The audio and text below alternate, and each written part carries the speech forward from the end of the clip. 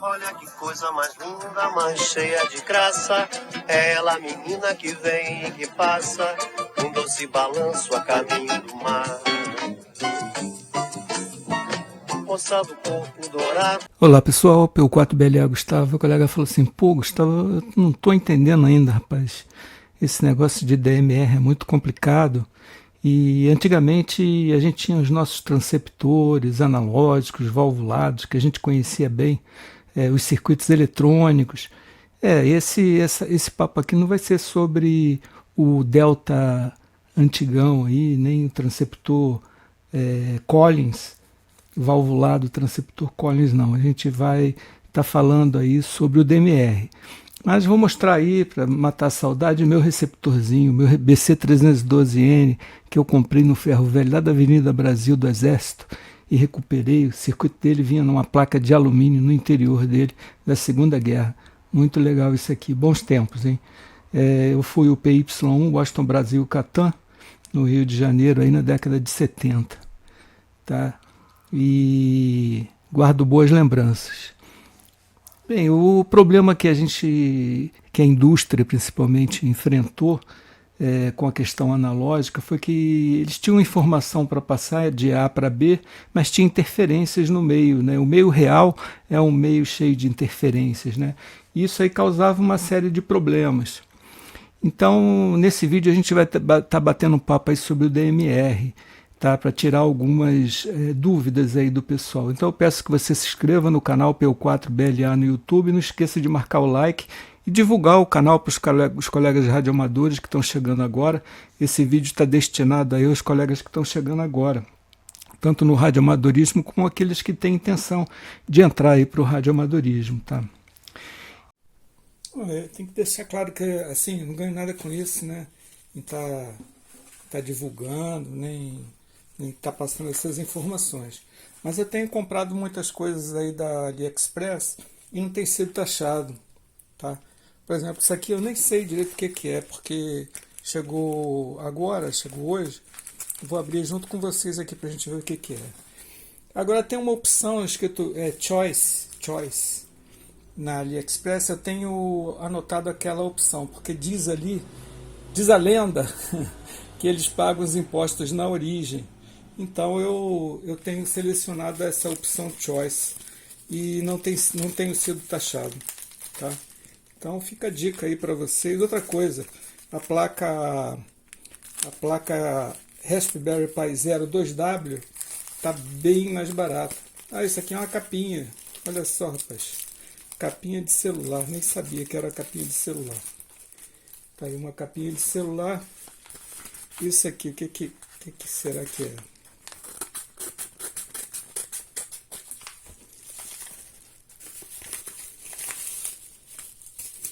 Opa, olha só, rapaz, uma placa. Deixa eu ver se tem mais alguma coisa aqui dentro. Não, só veio isso mesmo. Essa aqui provavelmente é uma Raspberry Pi Zero 2W. Provavelmente. Bem embaladinho, tá vendo? Tem um aviso aqui. Um QR Code. WhatsApp. Tudo direitinho. Tá? Se você tiver qualquer problema, por favor, entre em contato. Tá? Aqui, ó. Raspberry Pi Zero 2W.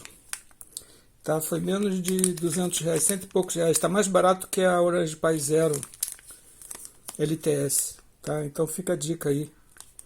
É uma plaquinha menorzinha, né?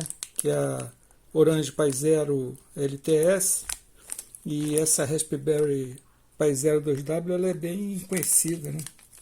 É uma placa muito legal. Tá? Pra gente testar em breve. Tá aí, ó. Isso aqui também chegou agora há pouco tempo, é um rádio Tel, né? RT470X. Inclusive eu estou soltando mais um vídeo desse cara aqui sobre operação dele, tá? Então eu estou quase concluindo o vídeo, devo estar soltando aí nos próximos dias aí um vídeo sobre o Raditel RT470X, um bom rádio. Outro lance é o seguinte, você pode programar um tom para saber a partir de que momento você pode iniciar a falar. Porque tem muitos colegas que apertam o PTT e começam a falar. O que acontece? Corta. Porque o hotspot, a repetidora, eles levam um tempo para sincronizar. Eles recebem alguns pacotes de sincronismo e precisam sincronizar. Só depois que sincronizar que você pode falar. Então, esse N-Tone a gente consegue colocar um tom para ele avisar a gente quando eu posso falar. Viu?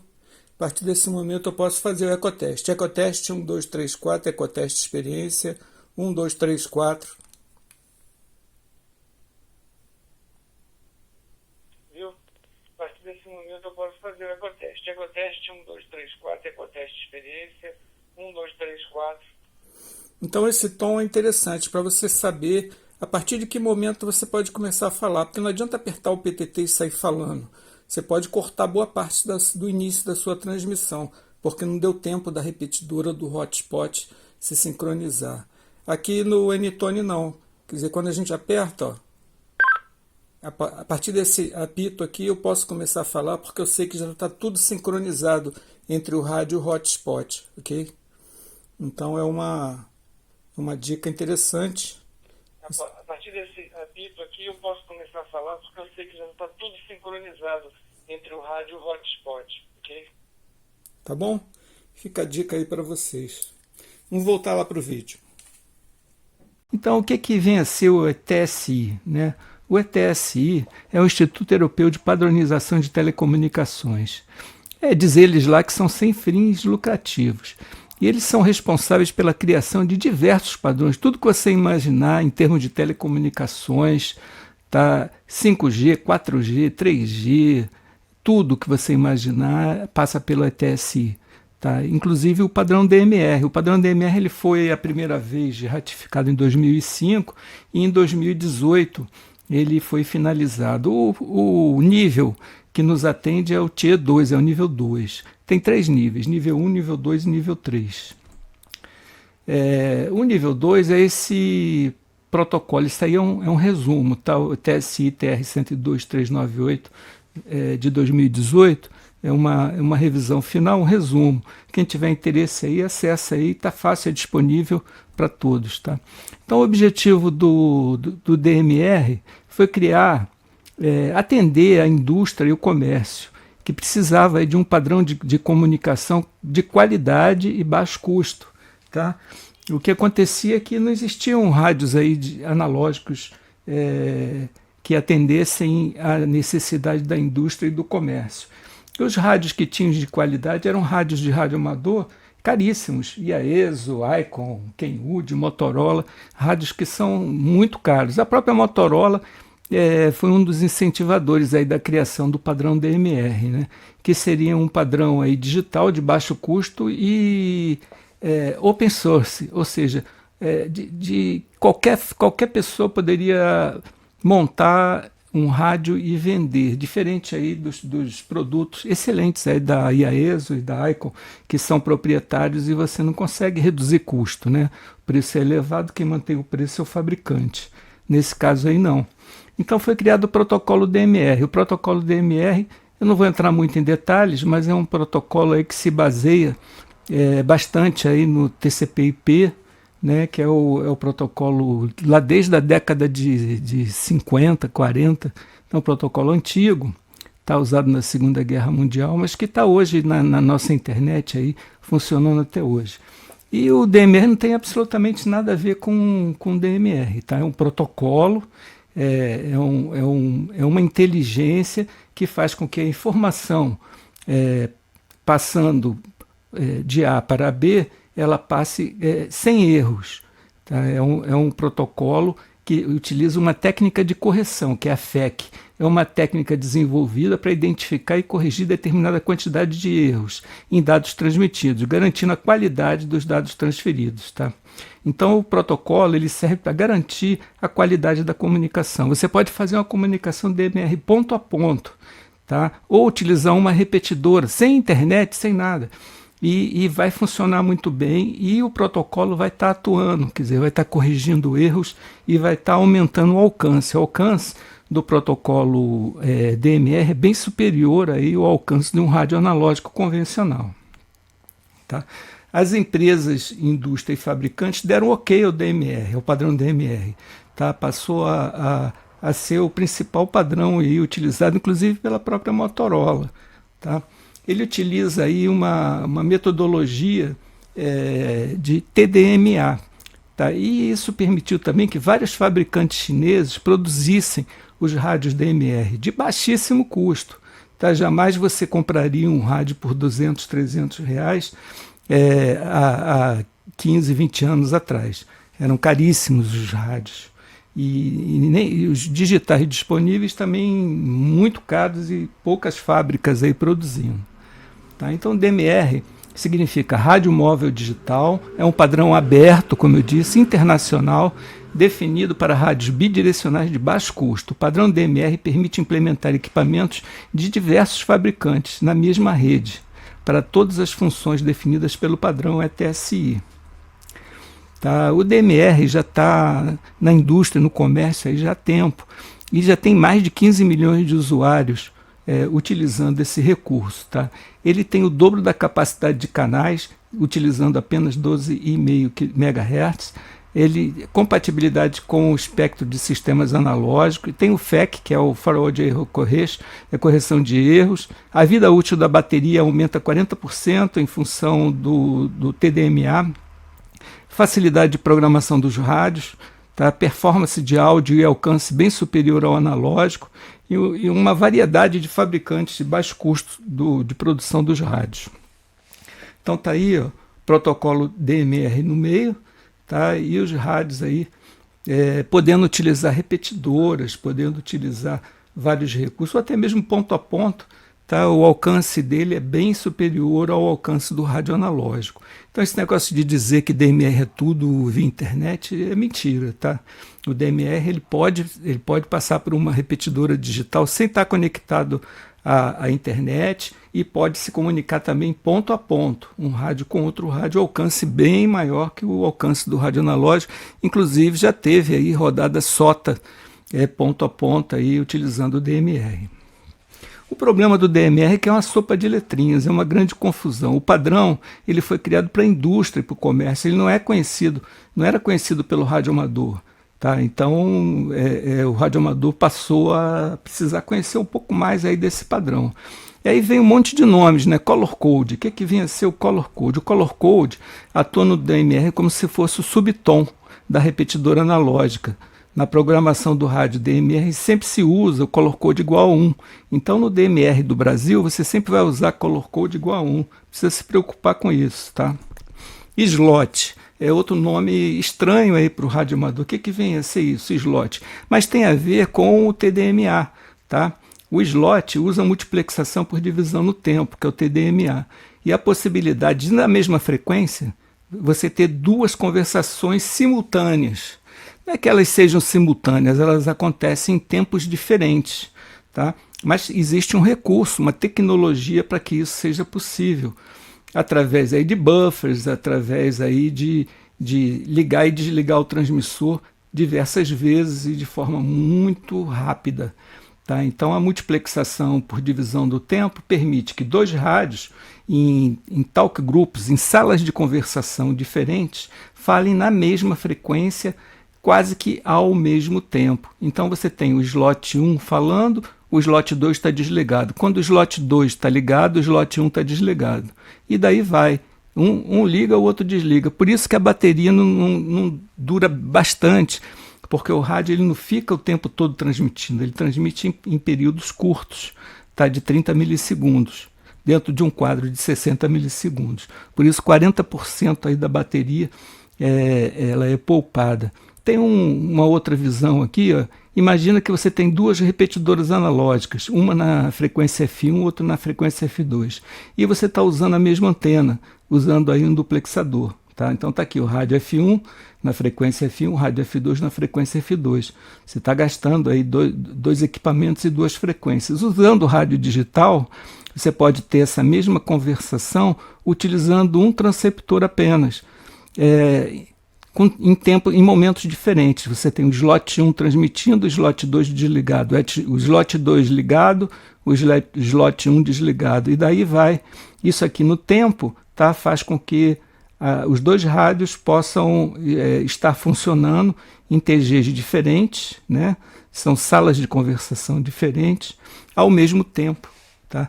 Então, essa é a facilidade aí do rádio digital DMR. Em apenas uma frequência, você colocar duas conversações praticamente que simultâneas. Talk grupo, ou grupo de bate-papo, grupo de conversação. O que vem a ser isso? Para você poder bater papo, para você poder conversar, foram criadas várias salas. Esse mapa do Brasil foi dividido, tá vendo? Em salas de bate-papo. Então você tem salas da região norte, sala da região nordeste, sala da região centro-oeste, sudeste e sul. Tá? Isso aqui, esse mapeamento, ele é feito dentro de um computador, dentro de um roteador que fica no data center. Tá? Ele não fica fisicamente lá no Amazonas, nem fisicamente no Pará. Ele fica em um data center em São Paulo. Mas você tem a sensação, e os colegas já fazem rodadas regionais. Por exemplo, você tem rodada de Minas Gerais, você tem rodada de Salvador, tem rodada do Piauí, tá?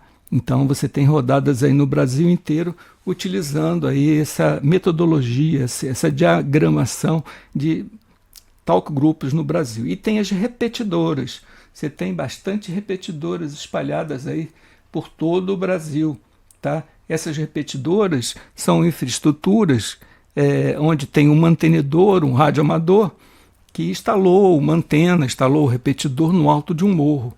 E você pode acessar esse repetidor para poder alcançar a rede mundial de radioamadores. E Code-Plug, o que vem a ser o Code-Plug? Code-Plug é a programação do seu rádio. Você tem que programar o rádio digital. Você comprou um rádio, tem que programar ele, tem que colocar lá as salas de bate-papo que você quer participar.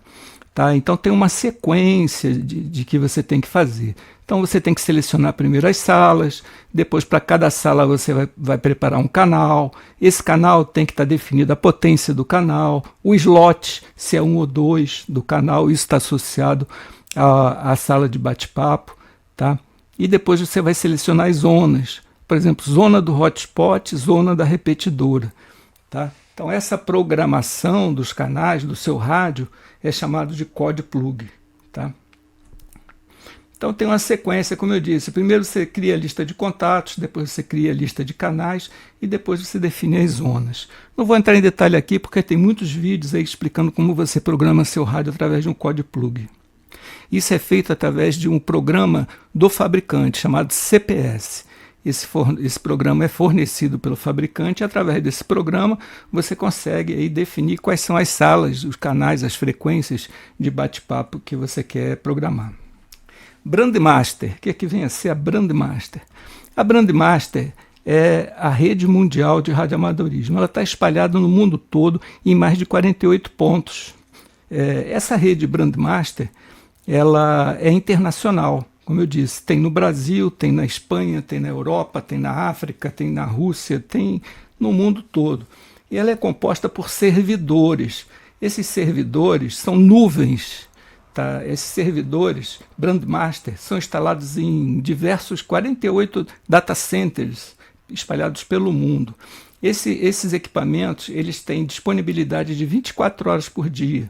Tem gente que cuida da energia, cuida da segurança, cuida da redundância e cuida da infraestrutura. Tá? É claro que esse processo é pago, né? Aqui no Brasil a gente não contribui, mas existe na Brandmaster a opção de você fazer uma doação, tá? Você contribuir para a manutenção da rede Brandmaster. Tá? Então tá aí, ó. São mais de 48 data centers semelhantes a esse que eu mostrei aqui, tá, espalhados pelo mundo. Em cada data center desse você tem circuitos dedicados via fibra ótica. É tudo via fibra ótica, tá? E roda entre eles um protocolo de alta velocidade, Fast Forward. Esse protocolo é um protocolo Brandmaster, é um protocolo desenvolvido para a rede mundial de radioamadores. Tá? O acesso ao Brandmaster é feito hoje através da internet. Poderia ser feito de outra forma, sim, poderia, mas hoje é feito pela internet. Então você tem um rádio digital que via RF acessa um ponto de acesso, que pode ser uma repetidora, pode ser um hotspot. E esse hotspot, por sua vez, se conecta à internet. A internet se conecta a qualquer um dos servidores da Brandmaster. Você pode entrar pelo servidor do Brasil, como pode entrar pelo servidor do Chile. Tá? O da Finlândia, por exemplo, vai funcionar da mesma forma. Tá? E você tem um acesso por repetidora também. Como eu disse, o colega montou uma antena no alto do morro, fez uma infraestrutura nesse morro. Tá? Você acessa via RF esse equipamento por sua vez está conectado à internet, e aí você se conecta à rede mundial de radioamadores. Mas também, quando você acessa a repetidora DMR, você consegue alcançar um grande grupo local que é atendido, que é servido por essa repetidora.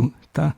Então, a repetidora DMR, ela tem a ver, é tudo internet. Não, não é internet. Internet é um acesso que você faz à rede mundial de radioamadores. Tá? MMDVM. O que vem a ser o MMDVM? O MMDVM é aquela plaquinha do hotspot. Tá? Ela pode ter duas antenas ou uma antena. Ela usa um transceptor analógico ADF7021. Tá? Esse transceptor permite aí diversos modos digitais. Modos aí da IAESO, modo da ICON, você tem o NXDM, M17, YSF e o próprio DMR. O que tem duas antenas, ele é chamado de dual. Ele tem o slot 1 e o slot 2. Você pode, com esse hotspot, usar dois rádios simultaneamente. Tá? Então você vê dois rádios simultaneamente utilizando a mesma faixa de frequência. Tá? Com aquela filosofia aí do TDMA, ou o simplex, ou single, que é uma antena só. Tá? Bem, o YSF é o sistema Fusion da IAESO, tá? Bem antigo, consagrado. P25 é um acesso múltiplo de divisão de tempo, pouco utilizado no Brasil, utilizado mais na América do Norte. NXDN é um acesso múltiplo por divisão de frequência, FDMA, é desenvolvido pela Kenwood. E o M17 é mais recente, tá? É um protocolo de rádio feito para radioamadores, utilizando aí um codec especial. Nós temos aqui vários rádios fazendo scan. O processo de scan é um processo demorado, é um processo de pesquisa, é um processo lento. Às vezes entra ruído, tá vendo? Muito ruído e você às vezes tem que avançar aqui na frequência. Então o processo de scan é um processo demorado. Eu estou aqui com o Raditel também fazendo scan. Vocês estão vendo aí o Raditel fazendo processo de scan. A frequência de táxi aqui da cidade, né?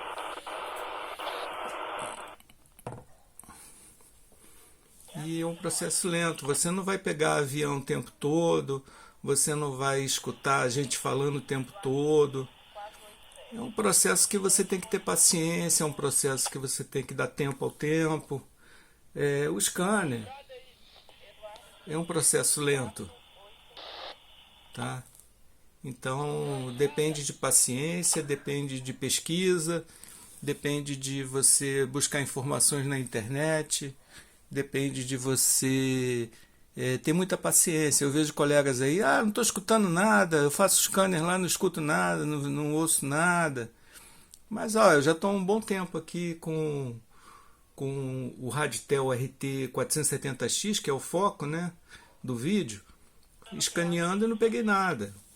Peguei aqui esses outros rádios aqui, alguns estão com o OpenGD77, também fazendo scanner, tá? Tem Baofeng DR1801, tem o Baofeng DM1801, todo mundo fazendo scanner aí, mas nem sempre você vai conseguir ter sucesso. Então essa é a dica aí de hoje para os colegas aí que ficam ansiosos em escutar alguma coisa. O processo de scanner, meu amigo, é um processo lento, é um processo de pesquisa, é um processo de paciência. Então, para você encontrar frequências, para você localizar frequências, depende muito disso, de você deixar o rádio ligado, escaneando, e assim que você identificar alguma coisa, você anotar, você faz a anotação, aí depois sim, você pode programar essa frequência no seu rádio, colocar essa frequência aí nos seus canais para facilitar aí ouvir alguma coisa que te interesse, tá bom? Então essa é a dica inicial, sugestão aí para os colegas aí que estão iniciando no monitoramento aí de rádio. E lembrando que depende de escuta, depende de paciência e depende aí de pesquisa na internet, tá bom? Então é isso aí, vamos em frente. Às vezes o colega pede, me vê uma frequência aí que eu escuto. Pô, mas eu estou em Juiz de Fora, cara. Em cada lugar, em cada local você vai ter aí um conjunto de frequências. Você vê aqui, ó, no Raditel, o aeroporto agora deu sinal, mas não entrou nada. Então é aquela história, né? Você tem que ter muita paciência aí no processo de scanner. É um processo lento, tá? E que depende aí de muita paciência. E a gente está aí, ó, escaneando aí com vários modelos de rádio, tá? E não é sempre que você escuta alguma coisa. Então tem que ter paciência, dar tempo ao tempo, até descobrir as frequências. Algumas frequências aí são frequências talkabout, são frequências aí muito utilizadas aí por rádios comerciais, né? E frequências de aeroporto também, você tem que ver, pesquisar quais são os aeroportos mais próximos, pesquisar as frequências e a partir daí você montar aí, programar o seu rádio com as frequências e monitorar e ficar escutando aí, dá tempo ao tempo, tá? Identificou a frequência, anota a frequência, depois coloca na sua lista de frequências aí da programação do seu rádio, tá? Até você conseguir montar aí o conjunto de frequências que mais te interessa, tá bom? Vamos voltar para o vídeo então. PA-Star e Dashboard. O que vem a ser isso? PA-Star e Dashboard. PA-Star é o software que você utiliza no hotspot. Então o hotspot, nós vimos aqui que ele pode ser de 2 antenas ou de 1 antena. E tem um programa que roda nesse hotspot. O programa que roda nesse hotspot é o PA-Star. Tá? Ele pode ser o WPSD, que é um programa mais novo, que eu utilizo em todos os meus hotspots, bem melhor, bem superior ao PA-Star. O PA-Star, a última atualização foi feita em 2021. Tá? Então ele já está bem ultrapassado. O WPSD tem atualizações diárias, então eu prefiro utilizar o WPSD. Então esse aqui é o PA-Star, vamos dizer assim, WPSD. Eu até deixei o endereço aqui para quem tiver curiosidade, é www.w0chp.net, ou o convencional, que é o www.pastar.uk, que é esse laranjinha. Repetidora digital. Como é que funciona isso? A repetidora digital é aquela infraestrutura que vocês viram que fica no alto do morro, que é mantida por um colega radioamador. Tá? Lá você tem geralmente 2 transmissores, 2 transceptores de FM, você tem uma cavidade ressonante e uma antena. Tá? Uma placa MMDVM, a placa Raspberry. A aquele PI Star, ou WPSD, e uma conexão ou não com a internet. Se tiver conexão com a internet, você consegue acessar a Brandmaster, que é a rede mundial de radioamadores. Se não tiver, pelo menos você utiliza na abrangência, no alcance, no range aí da repetidora. Tá? Então essa questão de internet ela é muito subjetiva. A internet ela existe para permitir que você faça DX. Por exemplo, você pode falar com o Japão, com a China, a qualquer momento, utilizando aí um hotspot ligado na internet. E o hotspot ele é muito similar à repetidora digital, ele funciona muito parecido aí com a repetidora digital, sendo que a repetidora digital utiliza o sistema irradiante apropriado e também tem aí uma potência mais elevada em seu PA. Aí tem um exemplo aqui de uma repetidora digital. Essa foto é lá do dvbrasil.com.br com Z.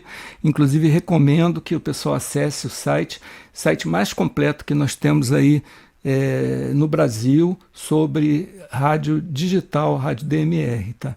Então tá aqui ó, a plaquinha MMDVM. Você tem aqui o duplexador, você tem o ventilador cooler, a fonte de alimentação. Então está aqui aí o conjuntinho, aqui a placa Raspberry, né? Então esse é o esquema. Bem, eventos semanais. Nós temos eventos aí praticamente durante a semana toda. Dê um print screen na tela. Tá? Todos os interessados podem ouvir as rodadas de radioamador. Mesmo você não sendo radioamador, você pode ouvir através do Android, o aplicativo Android. Roseline, você procura Roseline, ou você pode utilizar ele no Windows, ou pode utilizar o Roseline via app no Android. Tá bom? Então era isso que eu queria apresentar a vocês. Peço que vocês se inscrevam no canal PU4BLA. Não esqueça de deixar o like e divulgar o canal para os colegas radioamadores. Um abraço a todos, até o próximo vídeo. Valeu!